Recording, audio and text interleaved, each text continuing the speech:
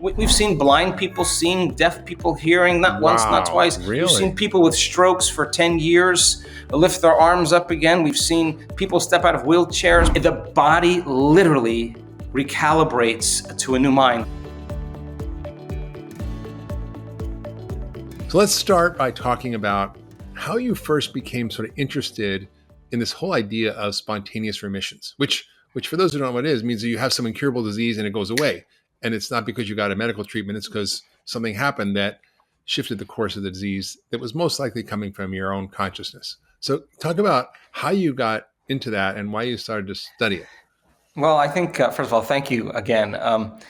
I think for the most part, I've always been a curious person, and I'm always interested in human potential. And, at one point, we all read really cool information about mystics and saints and avatars.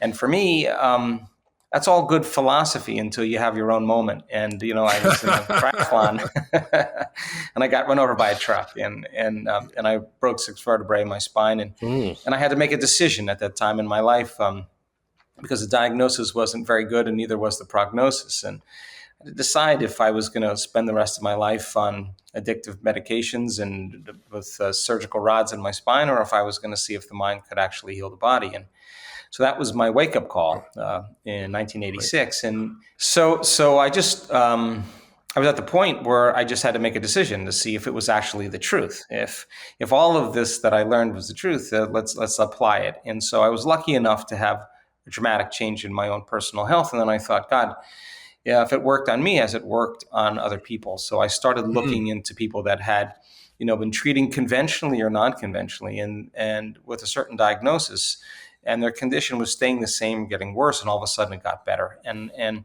I just wanted to look at what the cause was that was producing that effect. And so I interviewed, hundreds and hundreds of people that had gone through the process.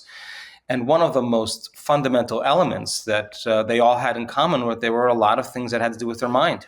And some people had specific diets and specific regimes. Some people used certain, conventional and non-conventional protocols. But the commonality primarily was about how the mind was really influencing the body. And they began to really take a closer look at how they were thinking on a daily basis, how they were acting on a regular basis, and looking at how they feel on a moment-to-moment basis. And how you think and how you act and how you feel is your personality. And your personality has a very direct relationship with your personal reality, which means if you want to change your personal reality, if you want to change something about your life, you got to change.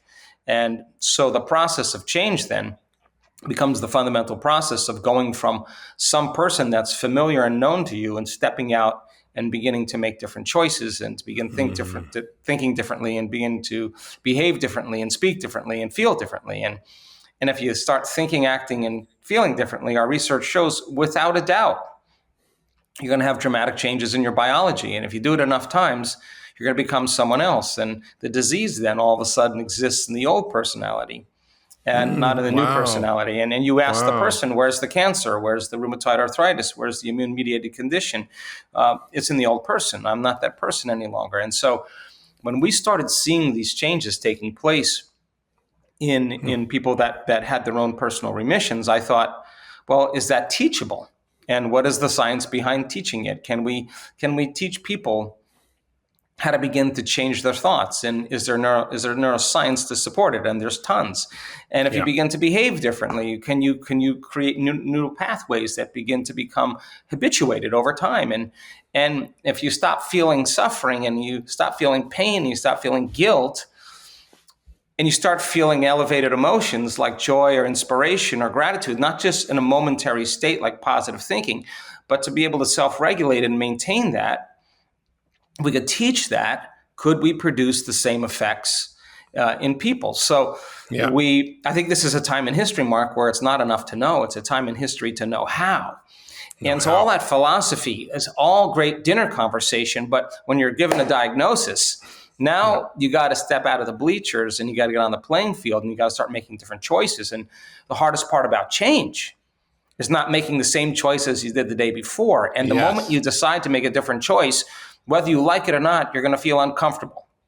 It's going to feel unfamiliar. You're not going to be able to predict what's going to happen. There's going to be some uncertainty because you're leaving the known familiar self. And so how does the person become the person they are?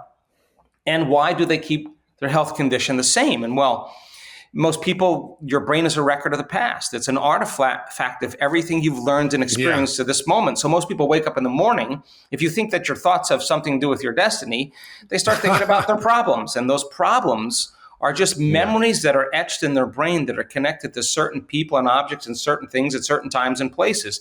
And the moment they start thinking about their problems, they're thinking in the past. Now, because every one of those problems has an emotion associated with them, the moment they start feeling unhappy or feeling sad, now their body's in the past, because thoughts are the language of the brain and feelings are the language of the body, and how we think and how we feel creates our state of being. Now, the problem is that the person thinks of the problem, feels the emotion, and that is a thought and feeling. That's an image and an emotion. It's a stimulus and response, and that starts the conditioning process to get the body emotionally conditioned into the past. Now, here's the crazy part about that. The familiar past emotionally is producing dramatic effects on the body because the body is so objective that it does not know the difference between the real life experience that's creating that emotion and the emotion that person is fabricating by thought or memory alone. The body's believing it's living in the same past experience 7 days a week, 365 days a year. And the problem with that is that the environment signals the gene. That's epigenetics. And the end product of an experience in the environment is an emotion. So the person is keeping the same gene regulated because the body's believing it's living in the same environmental conditions. So getting that person to step outside of that familiar known territory into the unknown, where there is uncertainty, and have them be comfortable there and begin to think about how they are going to think. And you're telling people to give up their identity of who they are, what defines them, their past, their stories, their beliefs. You're coming after it. You're going for the jugular in our old patterns and our old ways of being that keep us not well and keep us unhappy and sick. Turns out that's 95% of who we are. So if we don't address those unconscious programs, you can, and you're an integrated physician, you understand this, that you could have the healthiest, ketogenic, vegan, intermittent fasting, enzymes, food combining. And if you're living in fear, if you're living in pain, the cell is not in a state to actually absorb anything. It's in a state of emergency. And in emergency, there's no growth and repair. So I've seen patients like that who do everything perfectly and they're like still sick. And I've seen people who like don't give a crap about their health, but they have the best attitude and they're fine. Because the body's believing it's in a different environment, and growth and repair is what does it. So then we said, okay, let's see if we can demystify the process. So the concept, the word meditation, literally means to become familiar with. If you look at the symbolism of it and you look it up, it's familiarization. So you sit down and you say, okay, I don't want to be unhappy. I don't want to be angry. I don't want to talk trash about people. I don't want to complain. I want to blame. I don't want to make excuses. I don't want to feel lack. I don't want to have an attitude that's telling me I can. It's too hard. That's the old identity, right? So the moment you start becoming conscious of those unconscious thoughts, the moment you become aware of your automatic habits and behaviors, the moment you can notice that this is actually guilt that you're feeling or sadness or pain, the moment you can become conscious and familiar with those states of mind and body, if you keep becoming familiar with it, if you keep becoming conscious of it, you won't go unconscious. So sitting in a meditation to know thyself, most people all of a sudden, here comes the barrage of thoughts. Here comes the propensities and habits, and here comes the emotions. The body's saying, you normally complain at this time. What are you doing sitting with your eyes closed? Let's think of a reason why you can complain. And the body starts influencing the mind. So if you break it down to for a person to understand, how many times do we have to forget until we start remembering and keep remembering and stop forgetting? That's the process of change.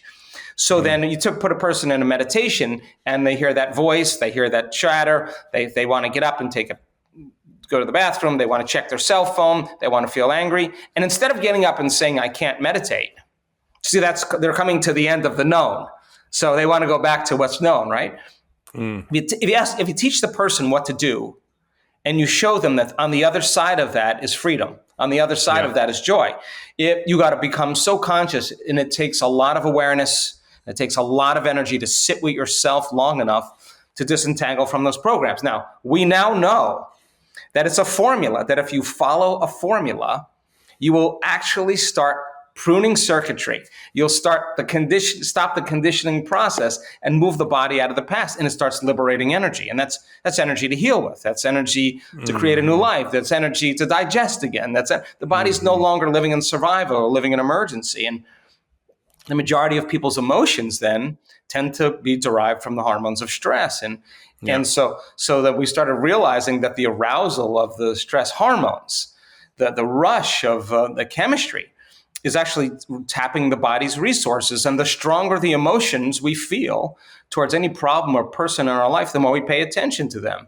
And if where you place your attention is where you place your energy, then you're giving your power away to that person or problem. And if a person can learn to sit in the fire and say, it's not my boss, it's not my ex, it's not my job, it's not the pandemic, it's me.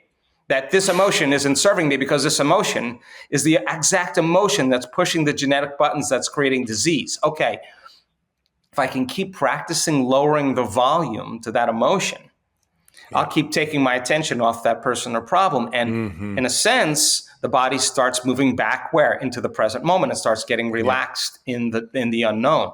So we started teaching people the process, and by a person overcoming their past, not the trauma, just the emotion. They just have to work on breaking that conditioning process, because if you keep doing it over and over again, a habit is when the body becomes the mind. Now the servant, now the body's influencing the mind. So you teach a person then how to break that conditioning process. The body starts moving into the present moment. It's no longer in the same environmental condition. And then all of a sudden, we start to see some pretty dramatic changes in people's health. Yeah, it's pretty remarkable. What you're talking about is helping people understand that the voice in their head is not them. It's a program. Who is it that's actually aware that you have a voice in your head? That's the person we're after. They call that witness consciousness, or non-judgmental awareness, or whatever they call it. Mindfulness. Yes. And honestly, Joe, it's scary in there. Your lower self has literally hijacked the road trip. And for me, I'm constantly in relationship to my lower self, trying to see what it's saying, trying to shift the dialogue and flip it so that I'm not constantly repeating these same negative thought patterns that are causing me unhappiness or suffering or disease or pain or whatever it is. And, I've been working on this for a long time, and I don't find it easy. I find it challenging. It's like, it's 4 a.m. My mind just kicks up about, my ex-wife or and I'm like pretty chill most of the time. I'm like, God, it's so deep in this wiring and programming. And your work really helps people with a methodology to deal with that. Right. And what happens in the work that you've done is so tremendous, is that not only do you see the changes in people's lives, but you're seeing changes in their biology, which speak to the underlying physiology of joy, happiness, freedom, right? That's a very new thing. You're familiar, I'm sure, with my friend Daniel Goleman and his partner, Rich Davidson, who wrote Altered Traits, about studying these Olympic meditators who've been in caves for 9 years, meditating all the time, and their brains look totally different. And you're seeing this not in 9 years of being in a cave, but after 7 days, right? Yeah. God, if you were to ask me, Mark, a year ago or 2 years ago, if I would think in my lifetime that I would be seeing what we're seeing in our measurements, I'd probably say, wow, probably not, but it's pretty ambitious, because sometimes we see such levels of order in our community's brains when they apply that formula, that we just found the articles that said that the mathematical probability of this type of coherence happening in the brain is statistically impossible. And if it occurred, it would occur as a momentary phenomenon that's random.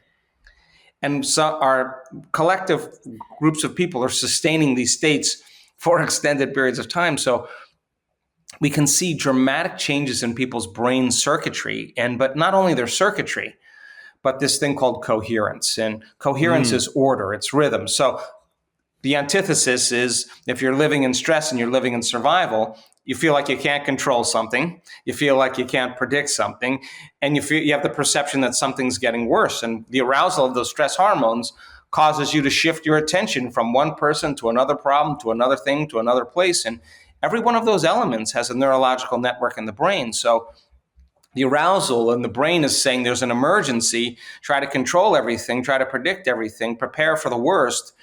And you start firing all these circuits and individually. You shift your attention to your boss, to your coworkers or whatever, and you start causing the brain to fire very incoherently. And when the brain is incoherent, we're incoherent. And when the brain isn't working right, we're not working right. So then the arousal causes us to narrow our focus on the material world as we become, our senses become heightened, and we focus on everything that's physical and material, and we start over-focusing. That's what stress does. So we thought, what if we taught people to do the opposite? Instead of narrowing their focus on whatever is material or known to them, let's have them open their focus and broaden their focus and put their attention on nothing physical and put it on nothing, on space, on energy. Yeah. And if we can create what's called a divergent focus, is it possible that the brain would begin to fire more coherently? And all of a sudden, we started seeing the front of the brain, talking the back of the brain, and synchronizing areas together, and what syncs in the brain links in the brain. And all of a sudden, you see the person starting to feel more whole. You keep doing that, more coherence creates more energy. The waves start standing, and they start building on each other. And when that happens, there's an arousal that ultimately takes place in the brain, but the arousal is not fear. The arousal is not pain or aggression, and the arousal is not is anger. The arousal is ecstasy. The arousal is bliss. The arousal is love. That sounds pretty good. And the person, where do I sign up? well, here's the cool part about it is that when that occurs, the stimulation that's being created, and we see these high gamma patterns that are off the scale. The arousal that's taking place is not taking place from anything out there in the environment. It's not taking place from the sports car, or the wardrobe, or the movie, or the cell phone. It's happening inside the person, and all of a sudden, that's a new feeling. They've never had that feeling before, and they start feeling connected. The side effect of that is even greater levels of order in the brain, and all of a sudden, the heart gets very turned on. It gets very signaled, and the person is moving into an elevated state. And that kind of combination of energy between the heart and the brain causes the person to become creative, not a little creative, but really seeing possibilities. They're conscious of things they were never conscious before, and that's a greater level of awareness, and that's a greater level of energy. And so people all of a sudden start seeing synchronicities that start taking place in their life because they have a coherent brain and a coherent heart, and you got a Wi-Fi signal, and you feel connected to something. You don't feel separate. Stress causes us to feel separation and lack, and this feeling makes you feel whole, and all of a sudden all the things that you wanted because you were in lack, you no longer want because you feel like you have them. And that's the kind of place where you can relax more into the present moment and enjoy the sunset and enjoy the meal and enjoy the conversation and enjoy the connection because you're present. And I say that that's a skill. So the biological... It is really, and our whole society is geared to make us not present. I mean, the phones that we have are just these distraction animals. I think it's hard for us to come back to ourselves. And I remember, I'm old enough to remember when we didn't have cell phones, we didn't have computers, we didn't have anything except postcards and a landline. And I remember the quality of my experience was quite different, and the quality of my inner joy was much higher. And I'm sort of inspired by what you're saying, and I decided actually last week that I'm going to go for a month into a cabin somewhere where I'm going to have food delivered, not see another human, and go into a retreat and meditate and have no phone, no computer, no books, I'm not even going to take your books, Joe. I'm going to take a pen and paper so I can write, but that's it. And it'll just be an interesting experiment to see what it feels like to just be with no distraction and to let all that settle and begin to get into the space of coherence. Because, I've noticed that for myself, and I'm sure like everybody else, that, the mind is a hard monkey to tame.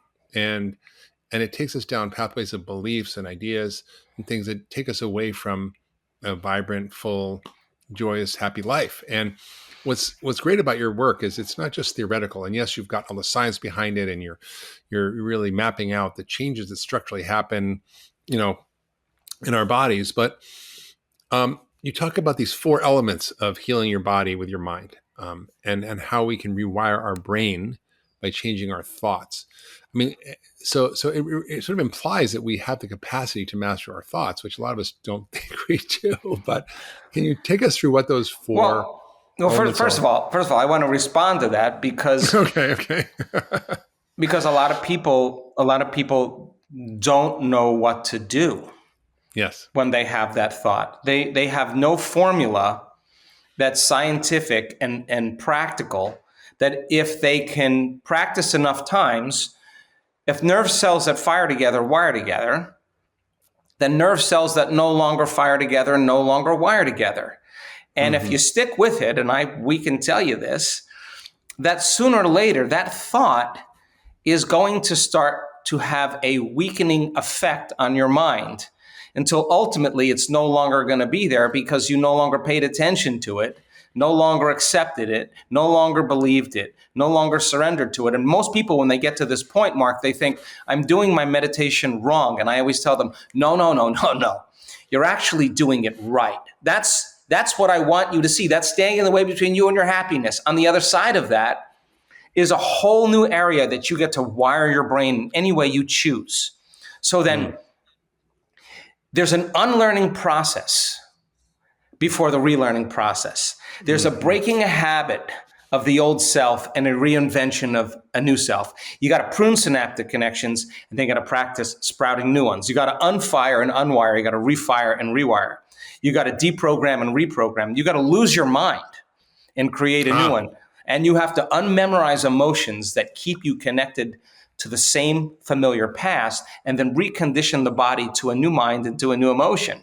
So then that process, if there's a formula to apply, let's just say, you sitting in your meditation, it means because it sounds good, right? But how do you get from here to there? I'm sure everybody's thinking who's listening. Yeah, of course. No, but everybody's done it. They've done it. They just haven't made it a habit.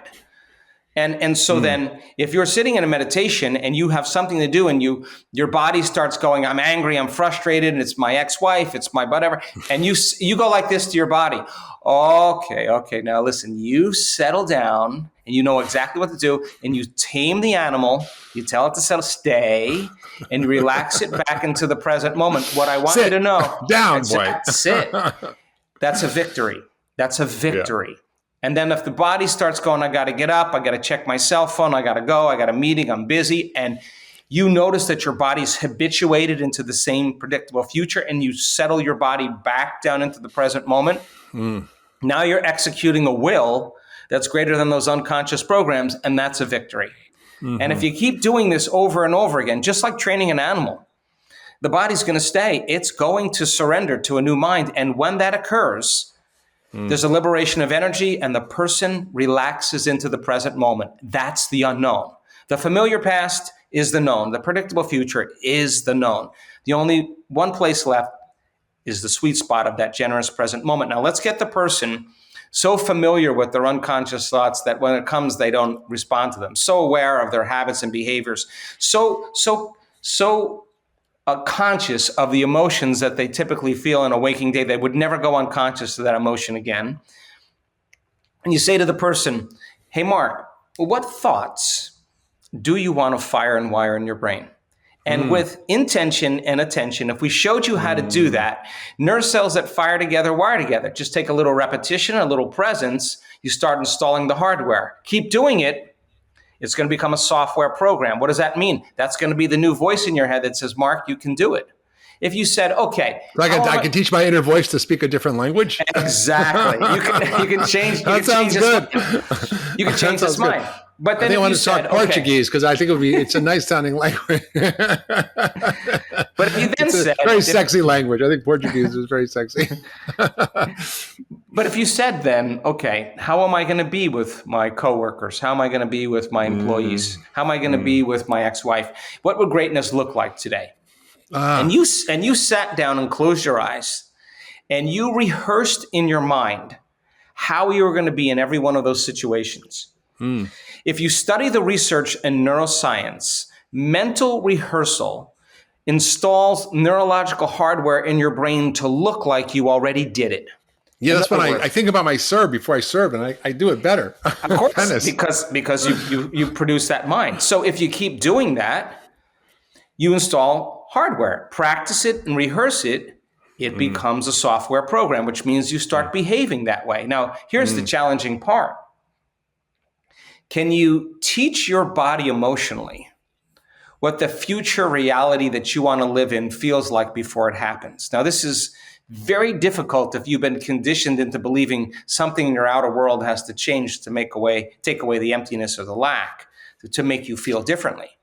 This is saying, actually feel the emotion before it happens and don't wait for the experience to occur. Teach your body what the feeling will be before it occurs. If the environment signals the gene and the end product of an experience in the environment is an emotion, you're signaling the gene ahead of the environment, and genes make proteins, and proteins are responsible for the structure and function of your body, and the expression of proteins is the expression of life. So teach the body emotionally to self-regulate, to believe it's living in an environment that's flourishing, that's wonderful. Keep practicing it, and it'll become familiar to you. And the process then creates a new identity, and it's not difficult once you understand what you're doing and why you're doing it. And the more you combine all those different branches of science and make it in a simple way to understand, if people understand the what and the why, the how gets easier because you can assign meaning to what you're doing and it becomes instrumental. So get a group of people, 1,000 people, 1,500 people, 2,000 people into a room,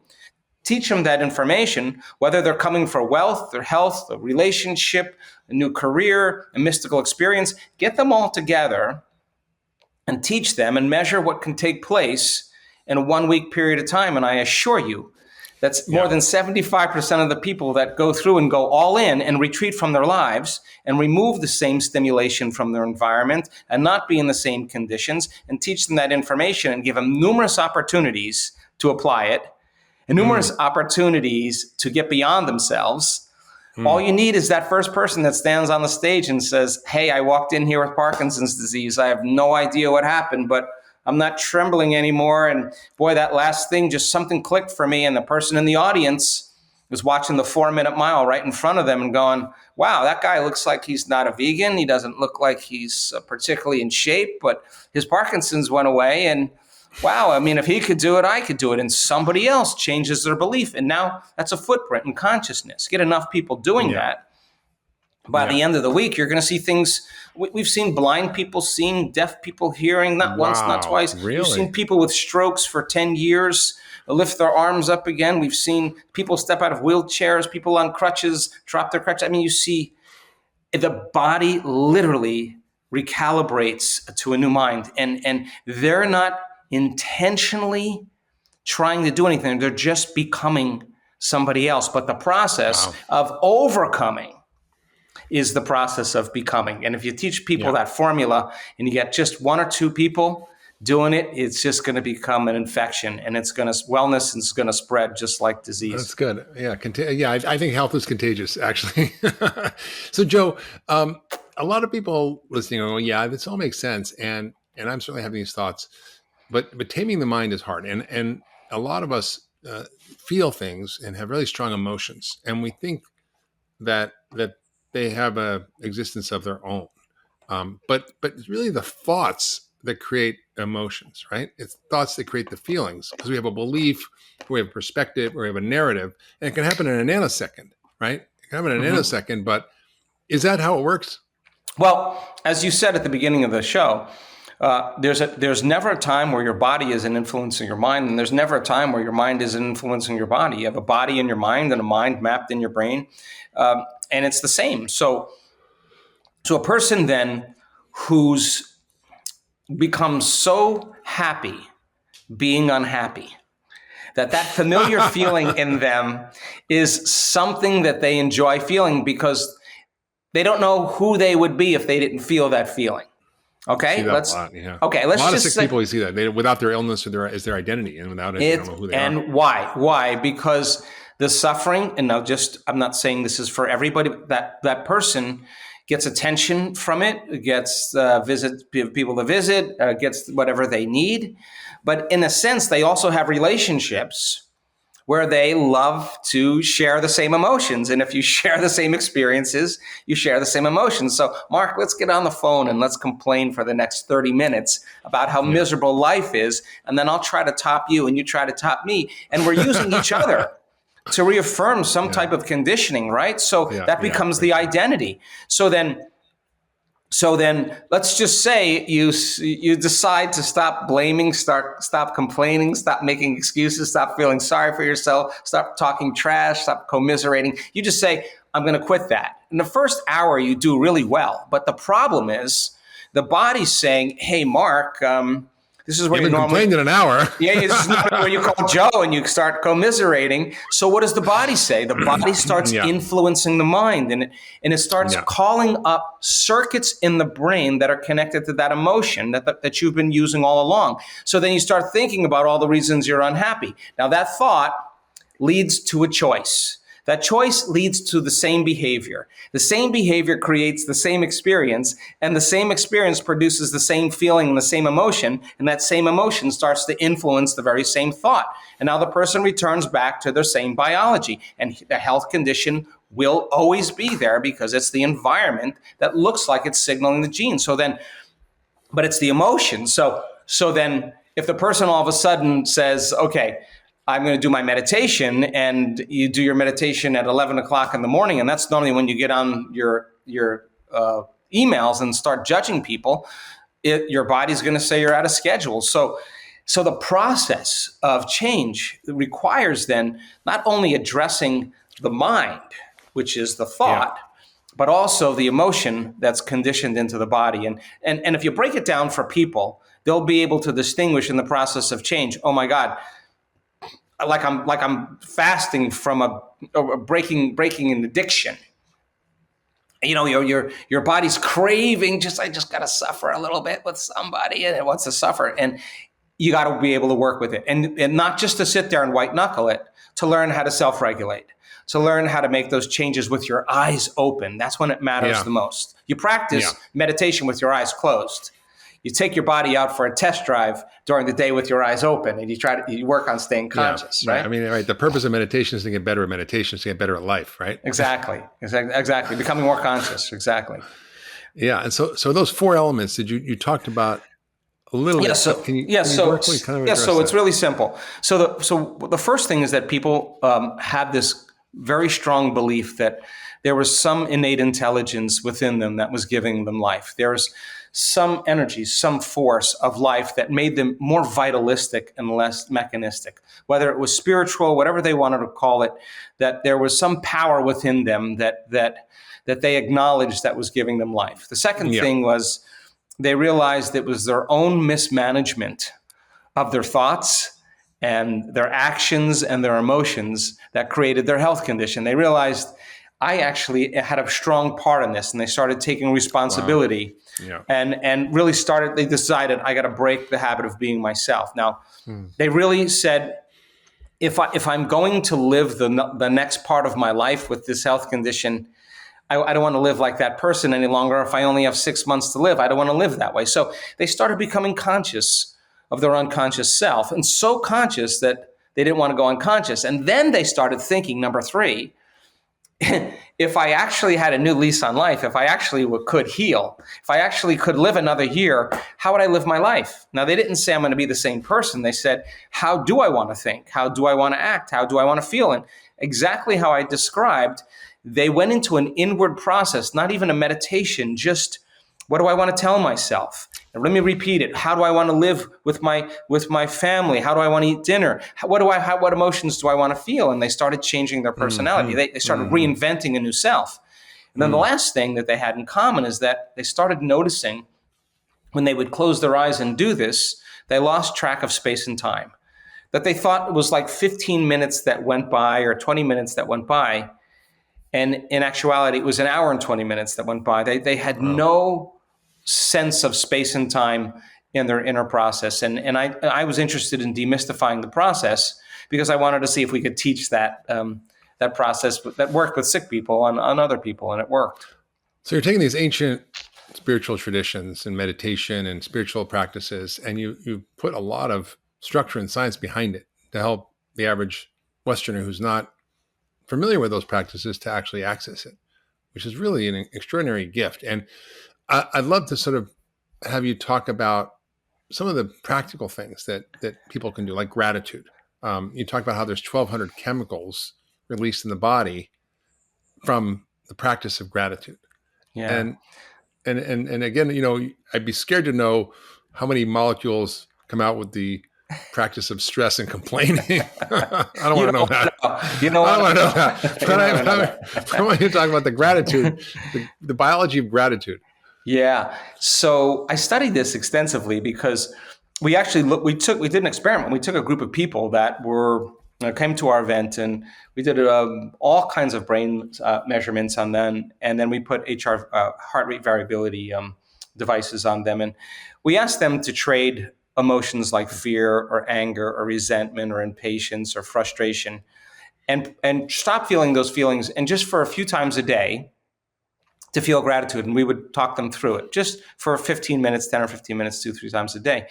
At the end of 4 days, we were looking to measure if there were any significant changes in their immune regulation. And we found out that the body started producing 50% more of a chemical called IgA, immunoglobulin A, the body's natural antiviral, antibacterial, natural flu shot. Yeah. And so when you are receiving something favorable, or you just receive something enjoyable, if something wonderful just happened to you, or something really amazing is happening to you, you feel grateful. So the emotional signature of gratitude is something amazing is happening to you, or it just happened to you, right? So It's the ultimate state of receiving emotionally.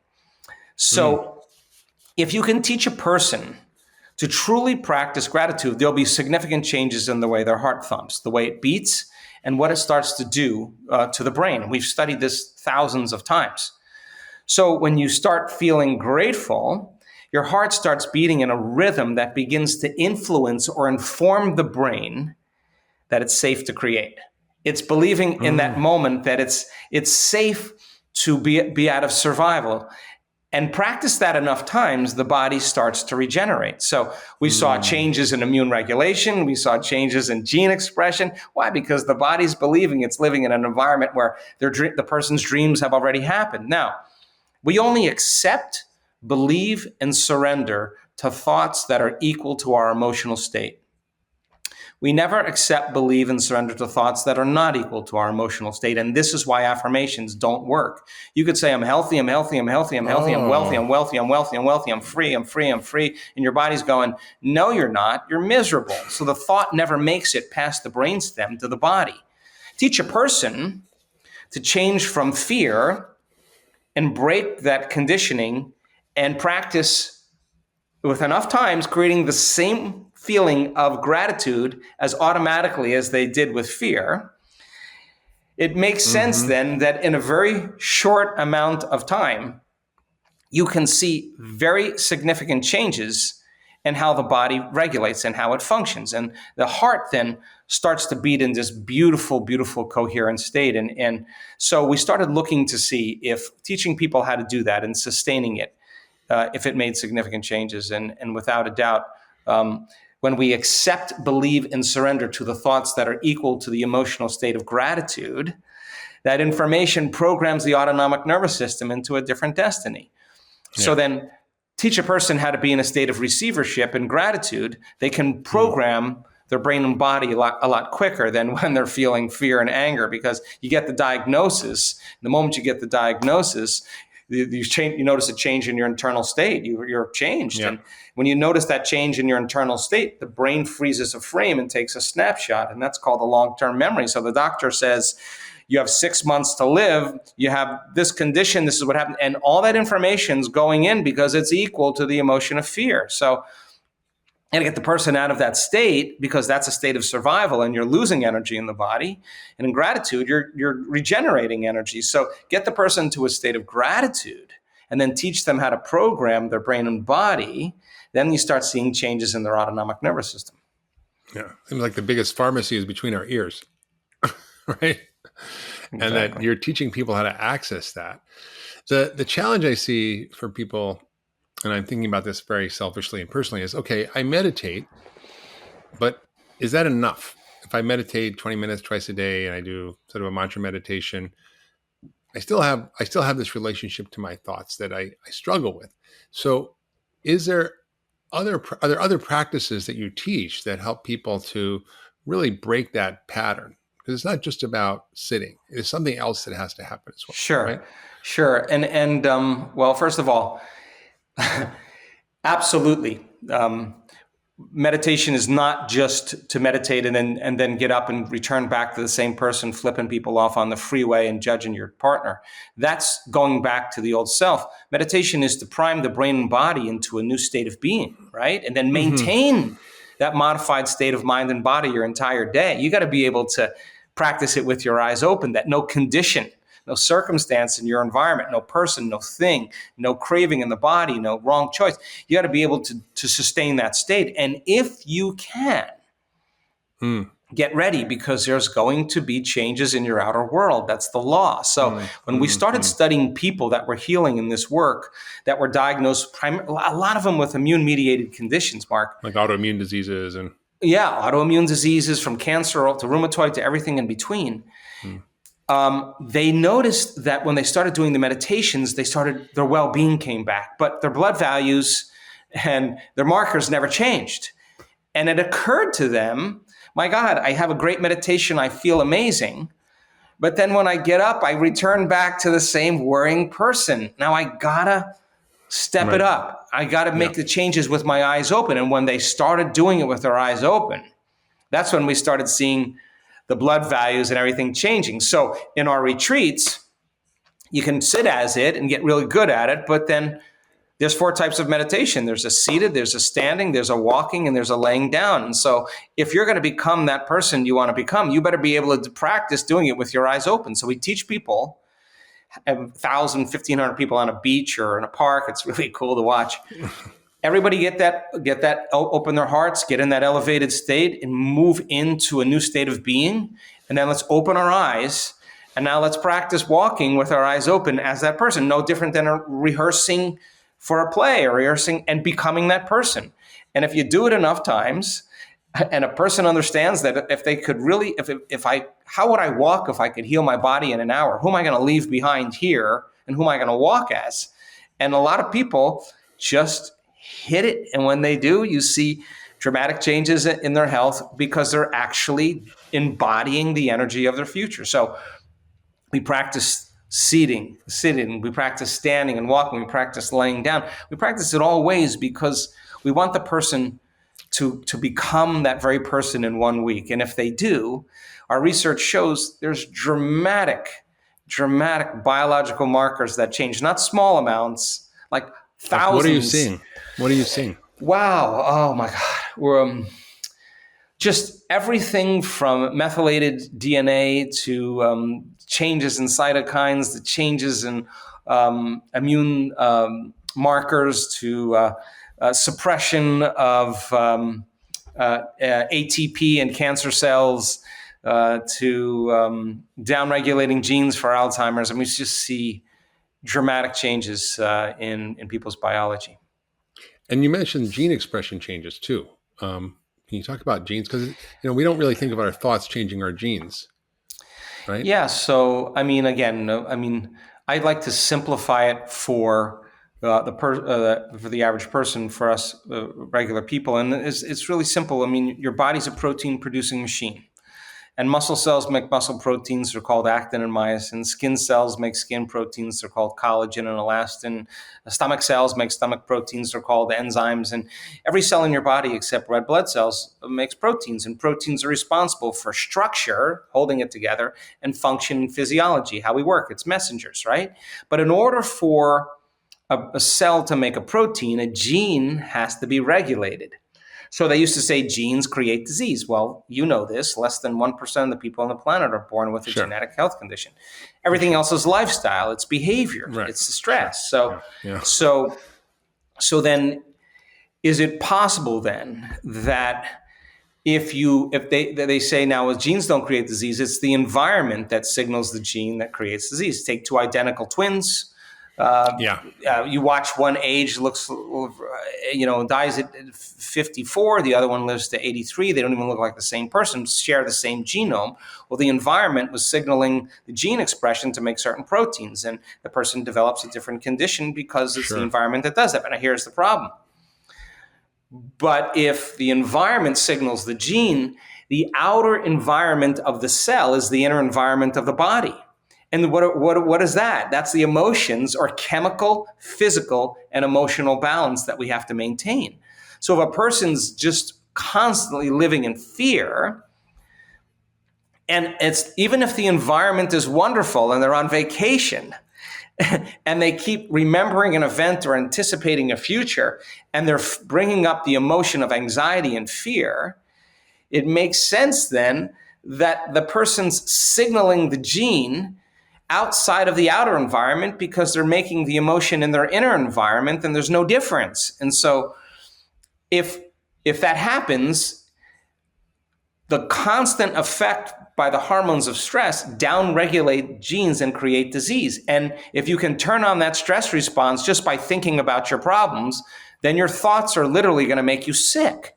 Yeah. So if your thoughts can make you sick, can your thoughts make you well? And you cannot begin to see changes in a person's health until they stop regulating the same genes the same way, and they start upregulating new genes and downregulating old genes. And if they do that, they start producing different enzymes and different chemicals and different hormones, and their body begins to scale in a different direction. So powerful. This work is so powerful. You want to know my secrets for living a long and happy and healthy life? Well, all you have to do is check out my weekly newsletter, Mark's Picks, where I share my favorite tips for health, longevity, well-being, and lots more. Check it out and link below. How is it different from other, forms of meditation or practice that people are doing? Gosh, to be really honest, Mark, I don't even know what anybody else is doing. We're so immersed in the stuff that we're doing. Basically, what I am, I'm a pragmatist. You want to talk about quantum superimposition? To me, if it has no effect on my life, I'm not interested. But if it has if there's a practical application, I'm interested in the practical application. So we look at I was going to say we have over 13,000 brain scans now. We look at real-time brain scans. I'm looking at your brain. In a 1 hour, an hour and 10-minute meditation, at certain moments, I'm watching what you're doing, if you can actually change your brain waves, and if you can sustain those changes, and can you do it again and make it a habit? Can you make it a skill? Can you repeat it enough times that you can do it more automatically? So I'm watching the words. We're watching the words that I'm saying. I'm not studying any tradition, any ancient scriptures. I think that the moment you start talking religion or tradition or scriptures or spirituality, you're going to divide an audience. I think science creates community. And so what we do is we've actually created, when you see a person move into love or gratitude, and you see what that does to the brain in an instant, it informs the brain to be creative. When you see that and you see this dance between the two, you turn around and you look at that person and they got this big smile on their face. They're so in love with the moment, they don't want it to end. They're in and there's very strong biological changes. So we're looking at scans of hearts and brains. We're looking at collective scans of people just to see if we can demystify the process I don't want to shut an audience off with a word. I want to create new words that are science-based. So the meditations that we teach all have meaning behind what we're doing, because we've studied the scans and studied the effects, and it has certain intentions of why we're doing it, whether we want to signal new genes, whether we want to create more brain coherence, more heart coherence, we want to create a coherence between the brain and the heart. I mean, what is it that we want to do? So we have different meditations, for different intentions, really. It's so great. And your work is so accessible. And I just would love you to share a little bit about the kinds of offerings you did, because people listening go, wow, this sounds great. And how do I really change my mindset? How do I rewire my brain? How do I, get different neurons to fire together? Or how do I practice gratitude? How do I begin to shift my emotional states by changing my beliefs? And it's something that we need a hand for. Like, we it's hard to do on our own. And your work is just such a beautiful collection of offerings. There's a scientific research, and you can go on your website, drjoedispenza.com, and look for that. But you've got a wonderful new online course, the Formula, which is 12, 30 to 40 minute lessons and 5 meditations and a study guide, and allows people to access this in an easy way. It's affordable and in the comfort of their own home. So can you share a little bit about that course, and then let's talk about some of the other things you're doing, like the live events and other things. Sure. Thank you, Mark. So again, a lot of times we have a community that, definitely we're very interactive with, and one of the things that people kept saying is, okay, my husband, he's not going to watch the weekend course. He's not going to do the study course. My boss notices that I'm very different, but he's not ready for this. Or my best friend, she's just ended a relationship and she can't stop complaining, and I'm not the right person to tell her. So can you do something that's a little bit simpler and just more easily bite-sizable that people can digest? And so when we started looking at the process of change and transformation, we figured out it was a formula that, just like dancing the salsa or hitting a golf ball or hitting a tennis ball or giving a speech, if you learn the practice of it, it gets easier. So we did this course called the Formula, and it's just become super popular, because basically what we're doing is we're giving you the science and the basic understandings, and then you get five meditations after a few of the courses. You practice one, and then you build on that, and you practice the next one. Then you build on this, and you practice the next one, and you put it together, and the model just keeps expanding. So we wanted to make it something that was easy for people to wrap their mind around, and not too long and not too heady. So we did the Formula and launched it, and that's great. And people can go to drjoedispenza.com and find it.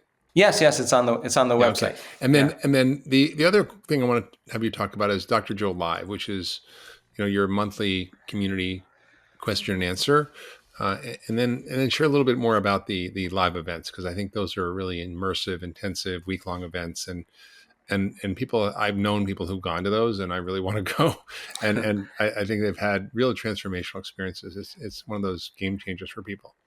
Dr. Joe Live is just a great thing that we do. It's an international service. We have a community of hundreds of thousands of people around the world, and one of the things is that people have questions, and the questions really are not about theoretical concepts, but more about the practical application. And so every month, the last Thursday of every month, I get on there and I just answer questions, and I talk for a bit, 30 minutes or so, develop a concept, how we develop anxiety, how we develop depression, how to create brain coherence, how not to create heart incoherence. We just pick a topic and break it down for people. So when they sit down and they do the work, they remember, and they can assign meaning to what they're doing. So it's just become super popular. And you don't have to be on the call. You can subscribe, and then they send you the recording, and you can listen to it. And it's free. Yeah, it's free. No, it's that one is a $10 a month service. Okay, yeah. Well, that's a pretty good bargain. And how about the live events? Share about what those are like, and then also when you talk about the events, talk about the kinds of experiences people have, the transformations that occur, what happens in there, what to expect. Sure. We started doing these weekend workshops, and when we did, we started seeing people have some really dramatic health changes. And I thought, okay, let's go from Friday night, Saturday, Sunday. Let's do a 4.5-day event. So we started elongating the events, and started seeing more healings and more changes. And then I thought, God, if we could have people for 7 days, it would be really awesome. And so we started doing these 7-day events. We've done 30 of them now, in fact. Wow. And it's probably, for me, the greatest place I want to be. And when we solicit our community and ask them what they think of the week-long event, over 95% say it's the best week of their life. It's just really transformative in a lot of ways. And it's, it's an opportunity for people to retreat from their lives for just a whole entire week and remove the constant stimulation in their external environment that reminds them of who they think they are, to separate themselves from all the people and places and things and learn vital information. And then learn the science of how to change and learn the science of how to create a new life and give people lots of opportunities. They're long days, they're full, and it's super transformative and fun. And we do a lot of scientific measurements there, of course. But you'll witness some of the most incredible miracles in a 1 week period of time. We just had a guy that was a veteran, a Green Beret that had a lot of physical injuries and accidents and had PTSD, had brain injuries. He had broken lots of parts of his body and was pretty much suicidal at this point. And he went and had 2 knee replacements. And when he came out of the surgery, he said he felt like his feet were on fire. And after a couple months, he asked the doctors to cut his feet off because he couldn't handle the pain. And they said, we can't guarantee that the pain will go away. Pain will go away because of phantom pain. So anyway, he came to the event, salt of the earth, ex-military guy, just wide open, doesn't know anything, just tell me what to do, perfect person. And he came in a wheelchair. His wife wheeled him in a wheelchair. And somewhere around the 3rd or 4th day when we did our first laying down meditation, something really profound happened. He had one of those arousals and he felt it move right through his autonomic nervous system and an incredible amount of order. And when he opened his eyes, he had no pain in his feet after that moment. Now, within 2 hours, we were out there doing a walking meditation. And he went from his wheelchair to 2 crutches on the beach there and sat out there, got in his heart, remembered that if he could feel the emotions of his future before it happened, his body would believe it's living in a different environment, a different reality. And this guy had nothing else to do. Nothing else was working, so he went all in. And then I see him out there the next day, Mark, and he's standing there with 1 crutch with his hands, locked in over his crutch. And I'm just looking at him. The wind's blowing in his hair, and he's just, as you could just tell, this guy is hooked up. And there's 1,500 people on the beach, and he's right in front of me.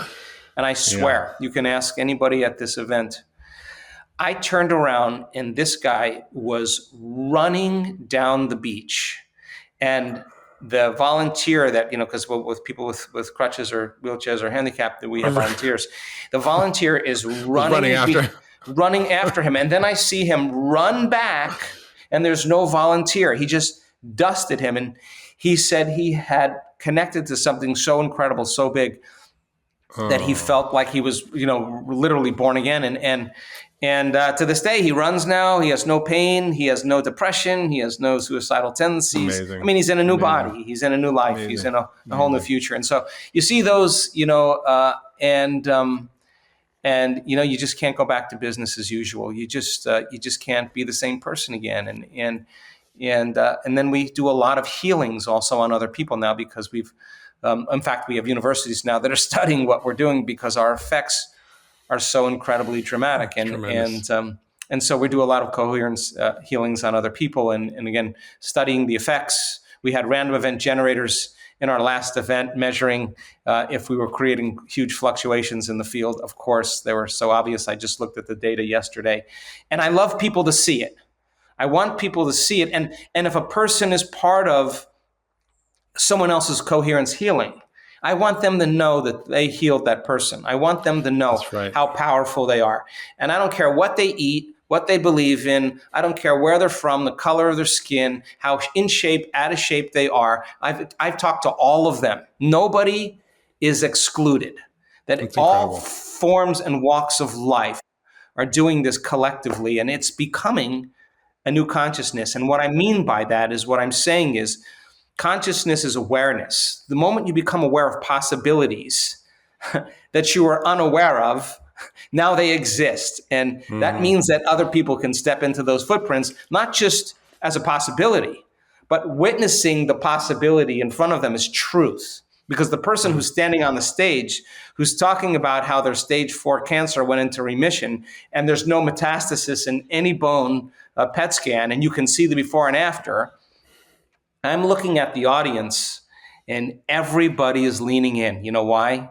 Because they're looking at truth. They're staring truth right in the face, and they can't deny it. And that person isn't telling a glamorous story. They're going to tell you the real facts of what happened to them, and it's going to be relatable.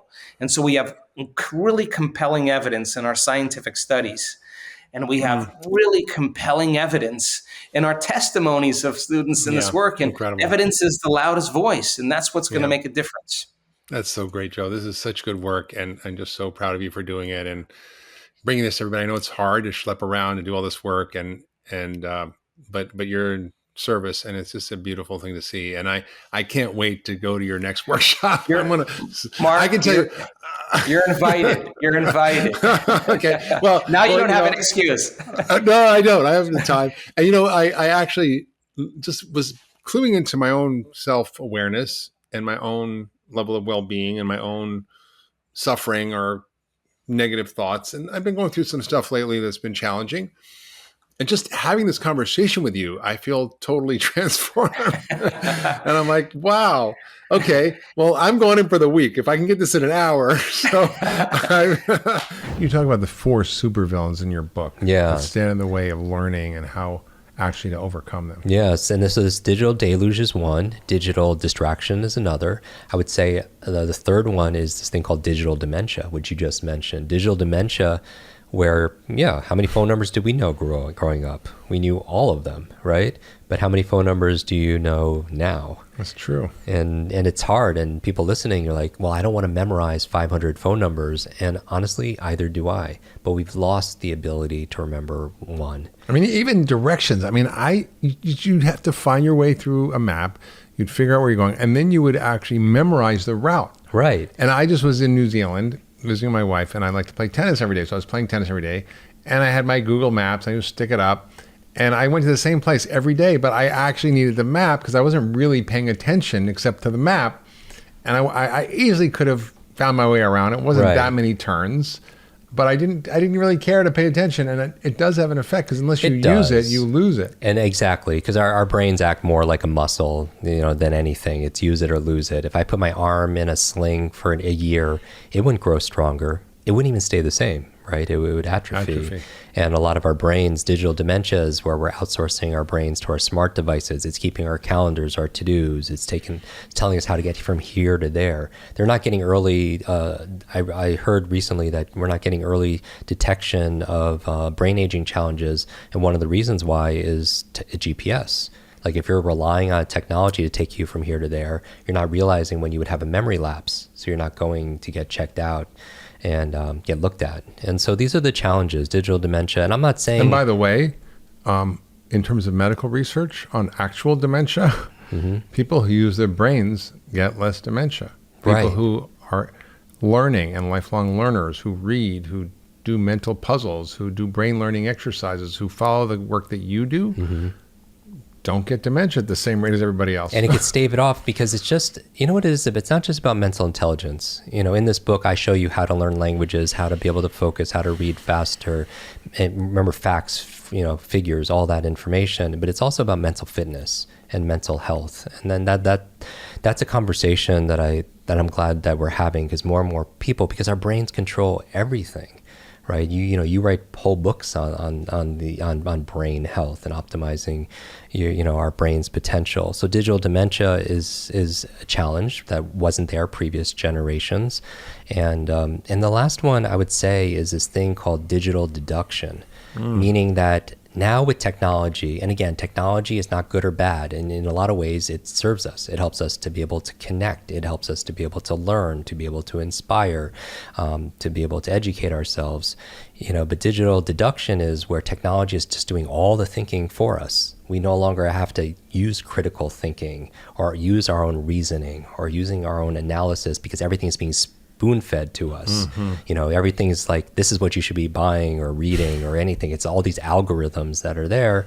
And so in this book, to overcome those 4 super challenges, those that we have, and I think through challenges could come change and positive progress, where sometimes, in the hero's journey, and this book is written in the hero's journey as an homage to Joseph Campbell's work, where there's a call to adventure and we leave the ordinary world that we're in to this more extraordinary world, and we face trials and we find mentors and you learn techniques and strategies, and then you come home and then you bring that back, in the return with this magical treasure of elixir. Because I believe the life we live are the lessons that we teach. But it starts with the brain. And, you and I have had this conversation where, metaphorically, our brain is like a computer. You have the hardware, which is, you want to optimize that, because more people upgrade their phones than they upgrade their brain. You need stress management, you need to sleep, you need to be around your positive peer groups, because as you've mentioned, it's not just your biological networks or your neurological networks, it's our social networks, because who we spend time with is who you become, which is why it's so important to really do an audit around the people that you give them the power over how you feel and how you think, because you have these things called mirror neurons where we're always imitating the things that are around us. When you watch a movie or you watch sports, you can feel what the players or the actors are feeling, because that's how we learn things. And whoever we're spending time with on a regular basis. That's why I watch tennis a lot, so I can get better to beat you. Through osmosis. Because we're always adapting and adopting the language patterns of people around us, the habits, the routines, the behaviors. They say who you spend time with is who you become. That be careful. If you're spending time with 9 broke people, you're going to be number 10, right? But all these things play a role, and especially, the thing that you're on a mission for is food, because what you eat matters, especially for your gray matter. So that's all on the hardware part. And what a lot of the book is about is really the software of it, and how to be able to read faster, how to be able to pick up another language, how to memorize poetry, or that TED talk or that toast you have to give at the wedding, or to give a sales presentation, or how to have laser focus so you could get through your to-do list. All the things that we've really honed over the past 3 decades. I mean, that all sounds fun. People are like, well, so why should I care about speed reading or do my to-do list? But there's a bigger framework here, because everything that happens in our life is a result of how we grow. And how we grow is connected to how we learn. Right. And learning literally physically changes our brain. It changes our intellect. It changes the possibilities we have in our life. And there's an old Chinese proverb that says, learning is a treasure that will follow its owner everywhere. What we learn becomes part of who we are, and the tools that we can access them are so important, and you teach those tools. I read an article in the New York Times recently about, the Jewish community and why there's so many Nobel Prize winners and scientists and leaders in society. And part of the reason is that we were persecuted. We were slaves. We were chased around the world. There was the Inquisition in Europe. We were chased out of Europe, chased out of Russia. And so the only thing that we had was knowledge. No one can take that away from you. Yeah. It's portable. It's in your head. And it's why Jews have focused on that. I remember my mother, the drumbeat was education, learning. Why? Ask why, learn. And I think that's really what your gift is to humanity, is reawakening people's enthusiasm to grow and learn, because the result is possibility, is advancement in your life, is being able to actually have deep and connected relationships and do the things you want. An investment in knowledge pays the most dividends, especially in today's age where we live in the millennium of the mind. Nobody who's listening to this is paid for purely their physical strength. Right, it's our mental strength, our ability to solve problems, our ability to be creative, our ability to imagine new things. It's not our muscle power, it's our mind power. And really, the faster you can learn, the faster you could earn. Not just financially, that's obvious, but all the treasures of our life. Hi, everyone. Hope you're enjoying the episode. Before we continue, we have a quick message from Dr. Mark Hyman about his new company, Pharmacy, and their first product, the 10-Day Reset. Hey, it's Dr. Hyman. Do you have FLC? What's FLC?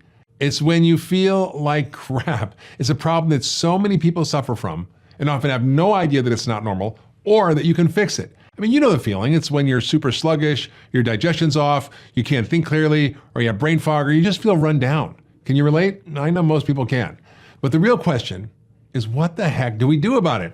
Well, I hate to break the news, but there's no magic bullet. FLC isn't caused by one single thing, so there's not one single solution. However, there is a systems-based approach, a way to tackle the multiple root factors that contribute to FLC, and I call that system the 10-Day Reset. The 10-Day Reset combines food, key lifestyle habits, and targeted supplements to address FLC straight on. It's a protocol that I've used with thousands of my community members to help them get their health back on track. It's not a magic bullet. It's not a quick fix. It's a system that works. If you want to learn more and get your health back on track, click on the button below or visit getpharmacy.com. That's getpharmacy with an F, Pharmacy.com. Now back to this week's episode. The reason why I'm so excited about this conversation is because let's say to the person who's listening to this right now, if there was a genie could grant you any one wish, just one wish, what would you wish for? You would wish for millions of wishes, right? Infinite wishes. That would be the hack, if you will. Well, if I was your learning genie. But in Latin, genie said you can't wish for more wishes. So. Right. But if I was your learning genie and I could grant you any one wish to learn any subject or any skill, but just one, what would the equivalent be for asking for infinite wishes? What would, in that same spirit, it would be, I would want to learn how to learn. Because if you can learn how to learn, everything gets easier. You could grant all your own wishes, right? It could be Mandarin, martial arts, music, marketing, management, anything that you're excited about. Memorize the entire stock market. Exactly. Anything that would be able to serve you better. It's a meta skill. They call it meta learning. Learn the science of learning how to learn. And that really, I believe, is that if knowledge is power, learning is our superpower, and it's a superpower we all have. So in this book, Limitless, it used to be, when I wrote this, a book purely on methods, all the things that I was telling you about, on how to remember people's names, on how to give speeches without using notes, on how to remember facts and figures, and to advance your career. Why haven't I hired you yet to work with me? Right. But what I realized was, I think Jim's my friend. I'm like, oh, but I didn't forget. Like, we need to do this. So one of the things is people know what to do, but they don't always do what they know, right? And this is the reason I wrote this book, is because just knowing something is not enough. I believe one of the lies, and I talk about all the lies in this book around learning, like 7 lies specifically that keep us from moving forward. And one of the lies is that knowledge is power. People believe, we heard this so long ago, that knowledge is power. I even said it just a few minutes ago, right? But it's if you think about it, it's not really true. Knowledge alone is not power. Knowledge applied becomes power. Knowledge is potential power, but when you use it, it becomes power. And so here's the thing. All the books and podcasts, online courses, conferences, none of it works unless we work. And I've always been curious, what's the difference that makes the difference? What's the difference that takes the common sense things that we should do? Eating whole organic foods, meditating each day, journaling, having, emotional, bonds and social connections, exercising. We know what to do, but we don't always do what we know, because common sense is not common practice. So after I had all Mark these... Twain said, the problem with common sense it's not too common. And that's the truth. So this book was all techniques, and then I was like, this is great, and I'll keep these here because it'll help people to advance their careers and do everything better. But then I was like, what keeps people from doing these things? And I created, over the past 3 decades, a model that I call the Limitless model.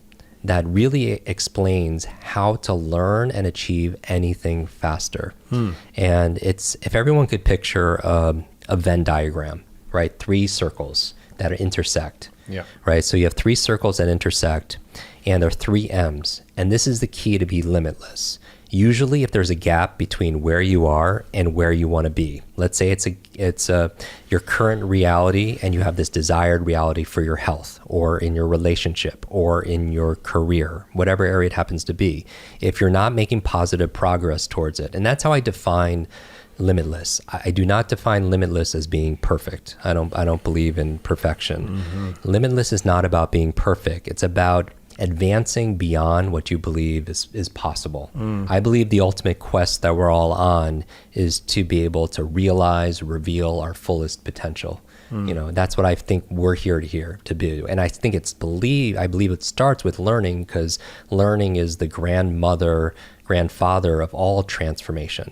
You know, you can't do anything unless you learn it first, right? So 3 M's, and if you're not achieving or making progress towards your goal, usually there's a constraint, and it's usually unconscious, a constraint in one of these 3 areas or more. So I want everyone to think about the first circle. The first M is the M of mindset. Now, I define mindset as these assumptions and attitudes we have about the world and ourselves.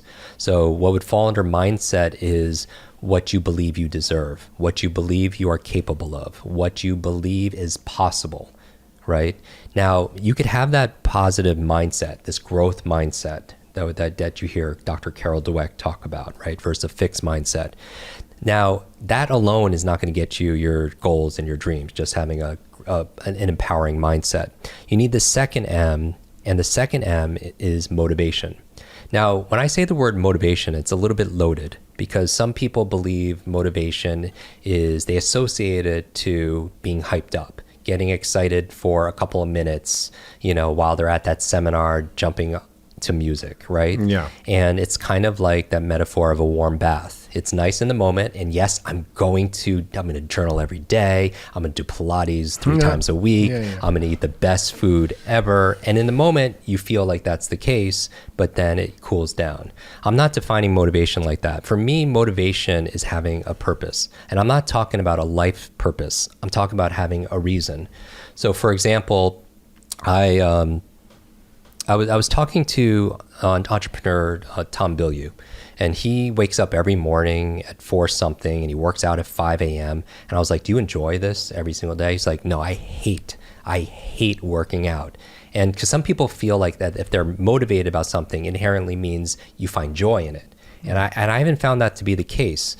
Like occasionally I do these ice baths or these cold showers to lower inflammation. It helps me reset my nervous system. I have a video online that has 10 million plus shares just on my morning routine. I hate the cold. Like I despise the cold. I grew up in the Northeast here, and it's not for me. And I've done it for years, and I still don't find joy in it. But I still do it, and I'm motivated to do it every single day because I have a reason. So for me, motivation has a 3-step formula. Motivation for me is not about being hyped up and excited for the moment. It's about reason, right? Purpose. What's your reason? Yeah, having a clear reason and purpose times energy times small, simple steps. Now, let me just break this down for everybody.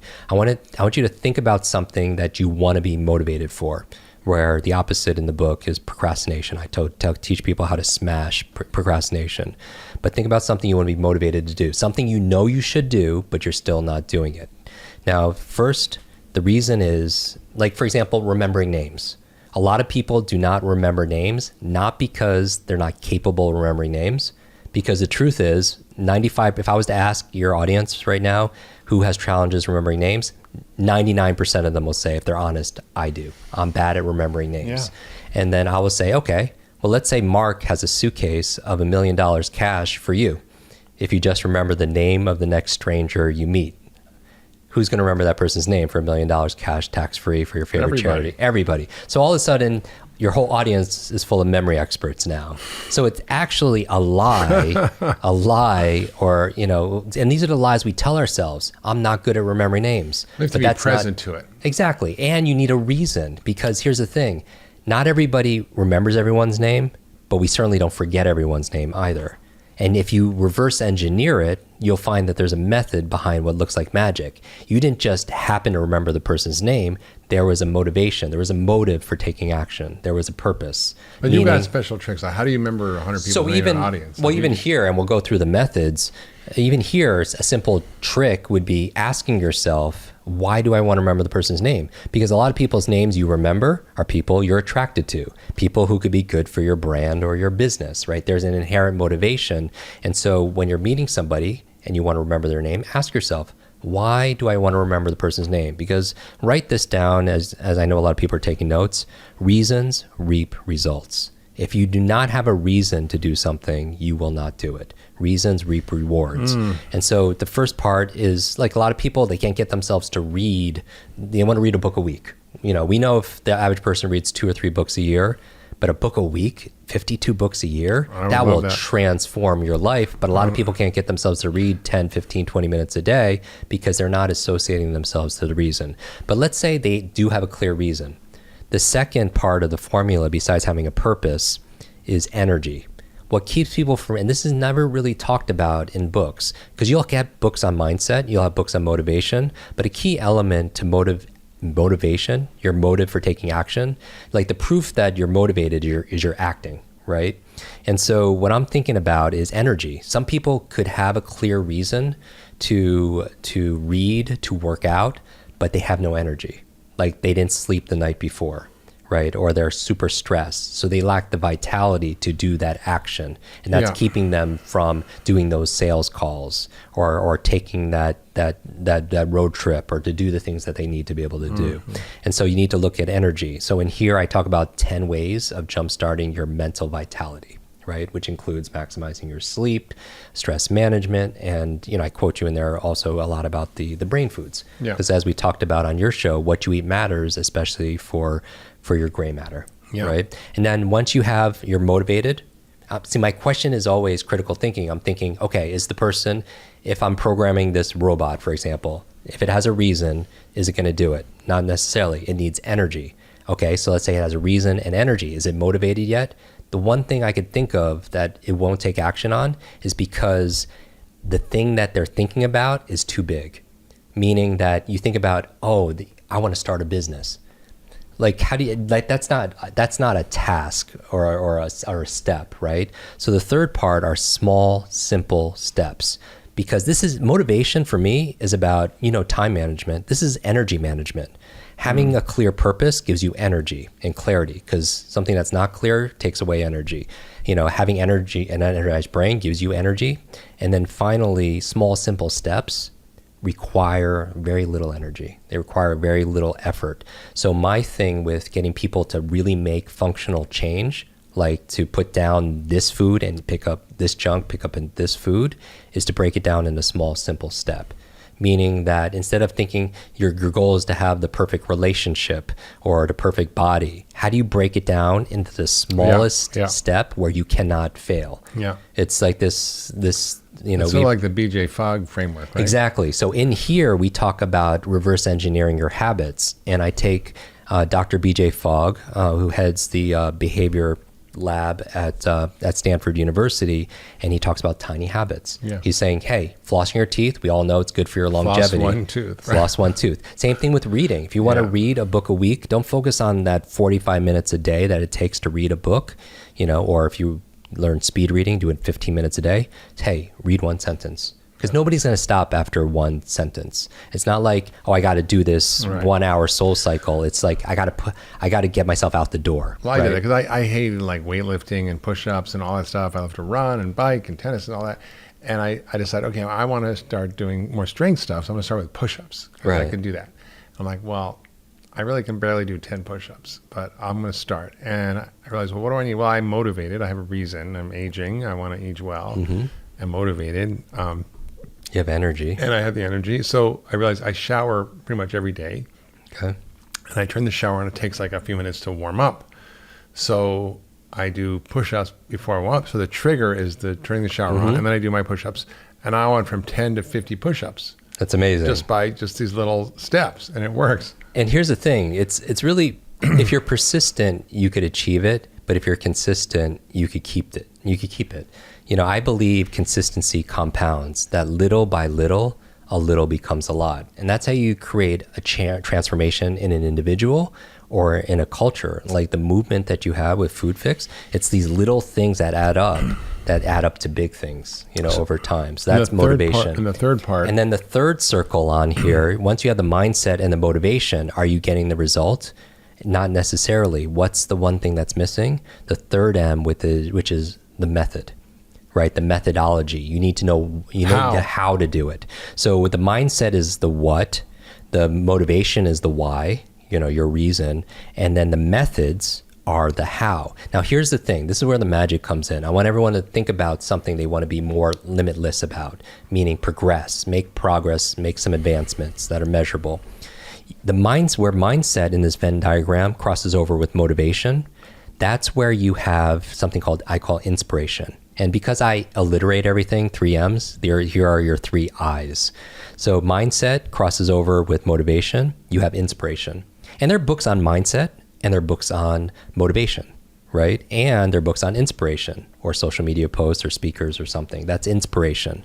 Now, that doesn't mean that you're going to have the result, because what are you missing? You're missing the methods, right? Now, if you have the motivation and the methods, then you have the second I, where that crosses over, you have implementation. But the problem is you're doing it, right? You're motivated and you know what to do, but the ceiling in your results is your mindset, what you feel like you deserve, what you feel like you're capable of, because all behavior is going to be belief driven. If your mindset is, I have a horrible memory, you can be motivated and know what to do, and you still won't remember, because the behavior will be limited by the belief. So show me the money. What are the methods? And then so in the book we show people how to unravel these negative beliefs that hold them back. Now finally, where mindset crosses over with methods, that's where you have this is where you have ideation.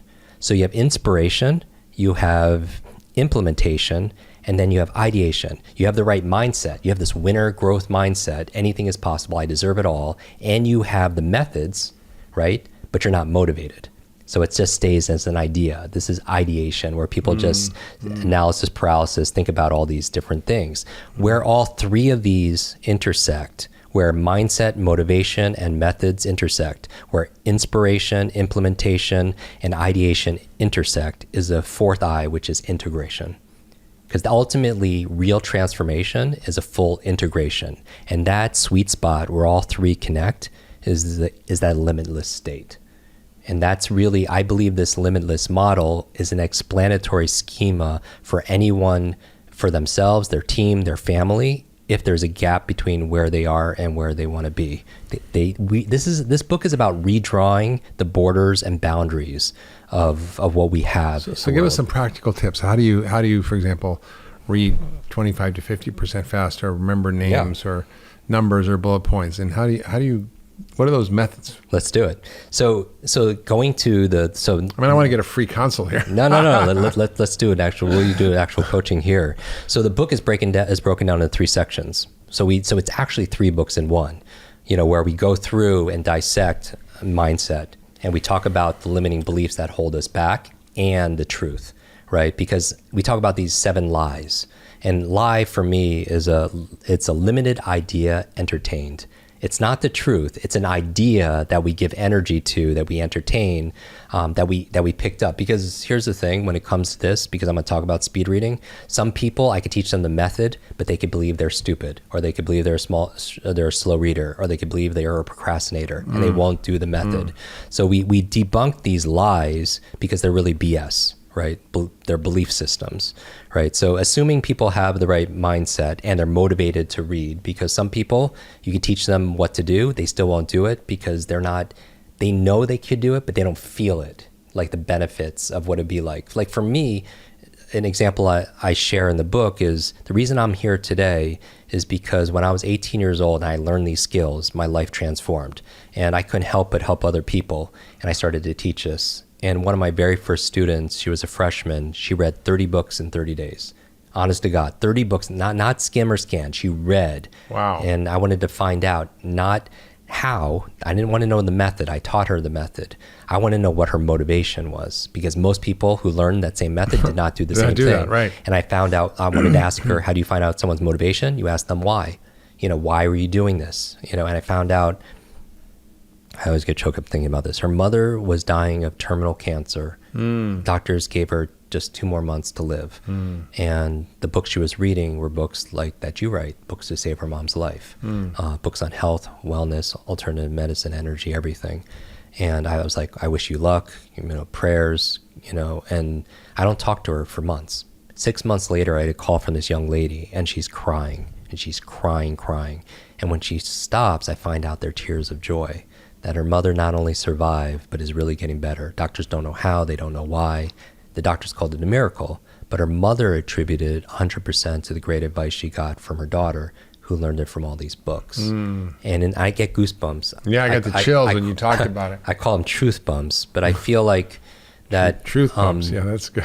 That's when I realized that if knowledge is power, then learning is our superpower, and it's a power we all have. We just weren't taught in this world. But I illustrate this saying that I'll teach right now. I'll share with you some great tips on how to read faster. But you have to believe it's possible, and you need a reason to do so. Be just like going to the gym. You don't have to enjoy it, and I feel like you'll enjoy it once you get good at it. For example, a lot of people do not read because they're not good at it. And if somebody wasn't good at tennis, it wouldn't be a very enjoyable process. Like I'm not very great at golf. So I really don't find a lot of joy in playing golf because it is a struggle, right? Yeah. And so, but if I was great at it, like Tiger Woods or whoever, then I would be wanting to play all the time. It's fun because your confidence is looped together. So that being the case, find your why to read. Now, to read a book a week. Yeah, tell us how. Yeah, so this is the key. Having just written the book, the average book on Amazon has about 64,000 words, the average one, right? Now I know yours are larger, but 64,000 words. Now the average person reads about 200 words per minute. Now if you divide those two numbers together, it takes about 320 minutes to get through one book. All right, that sounds like a lot, but break it down into 7 days in a week. That's about 45 minutes a day. So that means 45 minutes of reading a day. You could split it up, 20 minutes in the morning, 25 in the afternoon. You could get through one book a week, 52 books a year. That would transform you. I mean, what books would you read over the course of a year? That's like having a PhD in any category. You think about what you would study in terms of entrepreneurship or wellness or anything else like that. Now that's 45 minutes a day. Now, if you read, we graduate people, we have students in 195 countries. They triple their reading speed on average. That means 15 minutes a day will get you through a book a week. Amazing. So how do you do that? With the same level of comprehension and with memory? it better. So it's so insane because traditional. I got a lot of books on my shelf over there. Yeah, I'm dying to get through them. So here's the thing, and that doesn't even take time because that's a mindset issue. Here's the thing, because I filter everything through these 3 M's, and so when you're coaching your patients or somebody who's listening to this, their spouse or their teammates, whenever they're talking, you could see where the constraint is. Is it in a belief or is it in a motivation? So what's the technique to go from So this is how you do it. 45 to 15 minutes. This is how you do it. The faster readers tend to have better comprehension in actuality. That's the truth. So if we're going to unravel these myths, faster readers tend to have better comprehension. And I know this because we have students in 195 countries, so we have a lot of data, right? And I've worked with kids with learning difficulties to seniors. And so genius leaves clues. One of the keys are, what keeps us from reading faster, I'll tell you. Number one, lack of education. Right, we're not born with the ability to read. We learned it, but the last time we took a class called reading, how old were you? Yeah, exactly. You were 7 years old, and so everything has changed since then. But we're still reading the same way, right? So that's the challenge. So this is the education part. The second reason why is lack of focus. Some people will not read faster because they lack the focus. They'll read a page in a book, get to the end, and then just forget what they just read, and then go back and reread it. Now, but when reading is done well, it doesn't take time. It actually makes you time. Because if I could double everyone's reading speed, and I'll show you how right now, if I could double your reading speed, that means what takes an hour only takes 30 minutes. Yeah. The average person has about 4 hours of reading a day. Like think about it. Like think about the text messages, the emails, the magazines, the journals, everything you need to keep to process information. By the way, the reason why we do so much corporate training at Google and GE and WordPress, SpaceX, all these things is because if the average workday is being spent 4 hours a day processing information, that means half of their salary is being paid just to read. That means if someone's being paid $50,000, they're being paid $25,000 just to do something so ubiquitous like reading. And they're reading like they read when they were 7 years old. Right? So here's the thing. If you could just double your reading speed instead of 4 hours. So how do you do it? In 2 hours. How do you do it? I'm going into the motivation so people will do it because the strategy is really easy. 2 hours a day if you save it 2 hours a day over the course of a year. You're not going to tell us you're going to make us by the butt. No. I'm going to share with you. But the reason why I do this is because it's not, I'll tell you what it is, and most people won't do it until they realize they can save 2 hours a day over the course of, even if they save 1 hour a day over the course of a year, is 365 hours.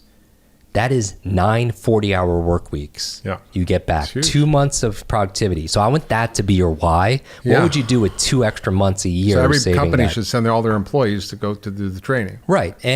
But everyone listening should make this a priority when I'm about to teach you the method, because the motivation is there. What would you do with an extra hour a day or an extra 2 months a year? Most people kill themselves to get an extra 2 weeks of vacation time a year, right? So that's the why.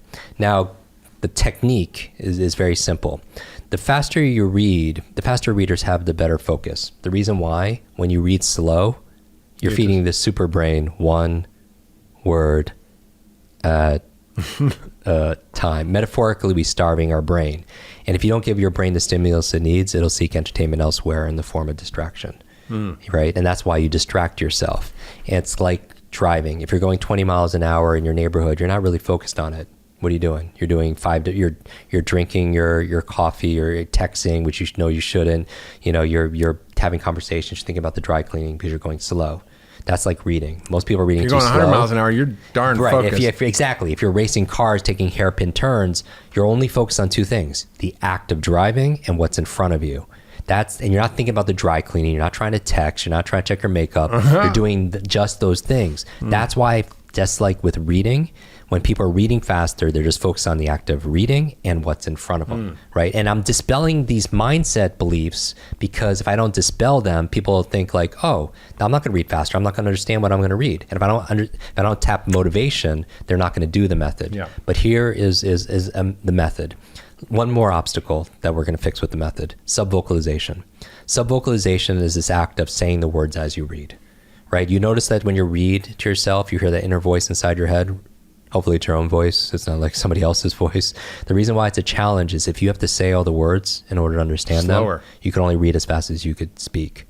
That means your reading speed is limited to your talking speed, not your thinking speed. I bet you a lot of people are listening to this show right now at 1.5 or 2x, right? Because they can understand it at that much, but they can't talk that fast. And here's the question of mindset belief. Do you have to say the words in order to understand them? The truth is you don't. Any more than you say comma, question mark. You don't do those things. You don't have to say a lot of words. The, there, and, because they're filler words. 95% of the words you see are words you've seen before. You don't have to pronounce them. So the fastest readers don't pronounce all the words. And then finally, the last obstacle that we'll fix right now is regression. A lot of people are slow readers because they unconsciously reread words. Have you ever read like a line and found yourself rereading the line again or going back? It actually 25-50% of our time, sometimes unconsciously upwards of, can be spent rereading words, and it's very taxing for the eyes. Because in speed reading, there are these things called fixations. A fixation is a fancy word for an eye stop. When you're reading a word, your eyes fixate on the word and then the next word and the next word. And there are about 10 words per line in the average book. So it's making 10 stops. Now, the equivalent would be for kids when they're reading, they're very slow readers, first learning how to read. They don't see words, they see letters. And they're looking at each individual letter, sounding them out. So they're making like 40 stops going through the line. That's why it takes them so long to read. Now, the equivalent of how kids read that make 40 stops to adults reading, 10 stops, speed readers actually make 3, maybe 2, 3, or 4 stops. right? Because they see groups of words like adults, normal readers see groups of letters. So they're seeing 3 chunks at a time. So their eyes only have to stop 2 or 3 times. Yeah. And that's the equivalent of driving in traffic, having to make 10 stops instead of just 2 or 3, that other persons get there a lot faster. So the goal here to read faster, one of the ways of teaching yourself to read in groups and to subvocalize less, now this is the method part, is by using a visual pacer. Now this is so simple. When people read using a visual pacer, it could be like a pointer, a pen, a highlighter, a mouse on a computer, your finger, a pencil. When you underline the words, not skip anything, because I bet in your traditional speed reading class, you skip words, or you go down the page, or you make fancy S or Z forms, but you miss big gaps. That's why you get the gist of what you read. So traditional speed reading, it's not for comprehension, it's skimming. Yeah, that's what I learned. Yeah, exactly. But you don't want your doctor to get the gist of what he's reading, right? That wouldn't make any sense. And so for me, what we've tested is if you just underline the words, don't skip anything, and test yourself. Don't not with an actual pen, but just with you're not actually inking it up or anything. If you're reading on a screen, you're not touching the screen or touching the paper. You're just underlining the words, and then test yourself. Read for 60 seconds without using a visual pacer. Count the number of lines you just read. Then set your timer to read 60 seconds using your finger while you read, and count the number of lines you just read. That second number will be a 25-50% lift across the board. And now if you practice it more, it'll get even better. But here's the reason why. And I tell the why to increase your motivation, because some people are like, oh, that's nice, but you don't understand why, so adults won't do it. Number 1, kids do it.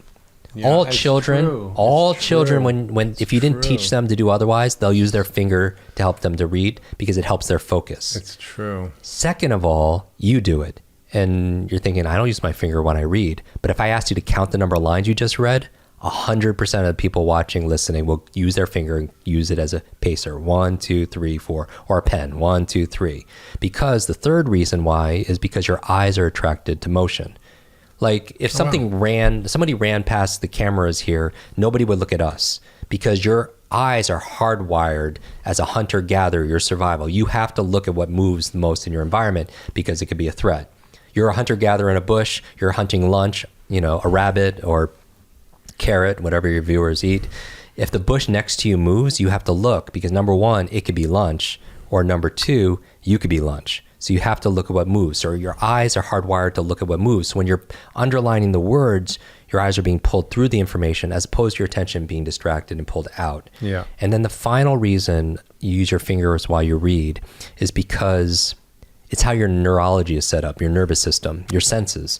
Like, have you ever tasted a great piece of fruit, like from the farmer's market? Not something that's been waxed and sprayed. Wild strawberry. Yeah, something like right off the vine. Have you ever tasted a great tasting peach? In actuality, you're not tasting the peach. Your tongue is not capable of tasting what a peach tastes like. It's actually smelling the peach. But your sense of smell and your sense of taste are so closely linked that your mind can't perceive the difference. It can perceive the difference when you're sick, because when you can't breathe out of your nose, you can't taste stuff. Right? Food tastes what? Bland. Right. But that's because your sense of smell and taste are so closely linked. Just as your sense of smell and taste are linked, so is your sense of sight and your sense of touch. That literally when people underline the words as they read, people will tell me all the time, I don't know what it is, I feel more in touch with my reading. In fact, if you go to a toddler and say, look at my keys, look at my keys, look at my keys, the child will what? Reach out and grab and touch, because in order for him or her to feel like they're seeing it, they have to touch it. It's equivalent of powerful, if somebody is blind. Another example, if they can't see, how do they read? Right. With their sense of touch. So your book is full of these practical tips. And it's the whole Megillah, from mindset to motivation to method, breaking it all down and helping people become really limitless. And I always try to push against my limitations, but I think I forced my way. And this is sort of like a way to shift that and actually make it easier. And I'm just so glad you wrote this book. You have so many great things in there. You talk about a not-to-do list. You have an incredible 10-day quick start challenge, which I think people are going to love. So it's about how, but it's also exactly the specifics of how to get it done, which is what I love about it. And I'm like, actually, I don't get excited about a lot of stuff. And, I've known you for a long time and I know your work. And it's one of those things I'm like thinking it's a nice to do someday. And I'm like, when can I get started on this? Because I'm really jazzed. Because I my life is all about learning. And it's all about understanding. And I feel like if I can accelerate that and read a book a week, it's the best news I've heard all I'm saying week. we show up differently when we have that level of confidence. When you could walk into a room, meet 20 strangers, and leave saying goodbye to every single one of them by name. Yeah. You show up different. There's, especially in business, the number one business etiquette networking skill is just remember someone's name. Yeah. How are you going to show someone you're going to care for their health, their wealth, their finances, Yeah. their family, if you don't care enough just to It's remember true. them? And so, very great. proud of. So great, Jim. Hey YouTube, if you like this video, you're gonna love the next one. Click on it to check it out today. Getting quality, sufficient sleep on a regular basis is without question the foundation of mental and probably physical health as well. You you already knew. I know, but maybe So- listen, this is so huge. This is such a huge idea. So sleep